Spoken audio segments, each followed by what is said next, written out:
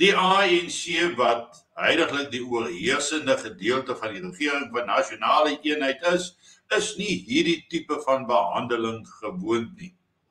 Want van dat die ANC in 1912 gestig is, was hulle nog net altyd met oop arms en hande in die liberale wêreld ontvang. Was hulle altyd vertroetel, in watte toegedraai.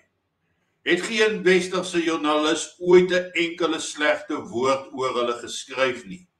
Net soos ander bevrydingsorganisasies deur Afrika, waar joernaliste reguit gesê het, dit waarvan hierdie swart bevrydingsgroepe beskuldig word, kan net eenvoudig nie waar wees nie.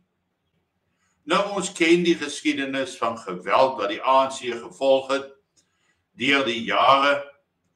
Ons weet en is bewus waarvoor hulle leier in hegtenis geneem was, daar by Rivonia, dat het gegaan het oor terrorisme en dat het nie gegaan het oor goeie leierskap nie, anders as wat in deesdae in die skole geleer word.